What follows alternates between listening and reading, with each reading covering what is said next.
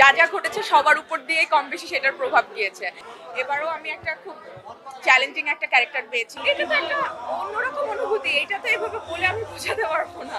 সেটা খুব আমার জন্য খুব অ্যাডভেঞ্চার মনে হচ্ছে, যে অন্যরকম একটা অনুভূতি কাজ করছে। 24 সাল তো সবার যেমন গিয়েছে আমারও ওরকমই গিয়েছে, কারণ 24 সালে যা যা ঘটেছে সবার উপর দিয়েই কম বেশি সেটার প্রভাব গিয়েছে। তো আলাদাভাবে 24 সাল নিয়ে কিছু বলতে চাই না। আমার মনে হয় 25 সাল যেন 24 সালের মতো না হয়, 25 সাল যেন অনেক ভালো হয়, এবং আপাময় জনগণের জন্য যেন, সবার জন্য যেন খুব ভালো হয়, এবং আমাদের ফিল্মের জন্য, চলচ্চিত্রের জন্য মনে হয় খুব ভালো একটা বছর আসতে যাচ্ছে। কেননা একসাথে ঈদে অনেকগুলো ছবি আসছে, ঈদের বাইরেও এখন ছবি রিলিজ হচ্ছে। রিসেন্টলি শাকিব খানের একটা ছবি রিলিজ হলো। তো যেরকম দেখা যাচ্ছে যে দর্শক ঈদ ছাড়াও হলে আসছে, এরকম যদি আসে এটা আমাদের চলচ্চিত্রের জন্য অনেক ভালো।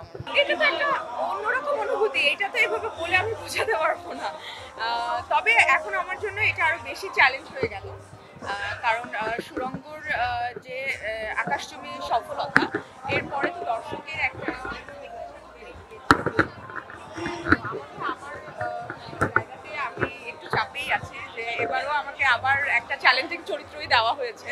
তো এইটাও যদি আমি উঠে যেতে পারি, এখন ওটাই আমি জাস্ট, আমার একটাই উইশ যে এবারও আমি একটা খুব চ্যালেঞ্জিং একটা ক্যারেক্টার পেয়েছি। সুড়ঙ্গ তো যেমন ছিল, এবারও সেরকম দাবিতে, তো এটা যেন আমি উঠে যেতে পারি, এখন এটাই শুধু আমার চাওয়া। হ্যাঁ, আমাদের নতুন একটা কাজ হয়েছে, এই কাজটা খুব শীঘ্রই আসবে। তো যখন কাজের অ্যানাউন্সমেন্ট হবে, যেমন দাগির অ্যানাউন্সমেন্ট খুব বড় করে হলো, আমি আশা করি ওই কাজটারও অ্যানাউন্সমেন্ট খুব বড় করে হবে। যখন হবে তখন ওইটা নিয়ে আবার কথা বলবো।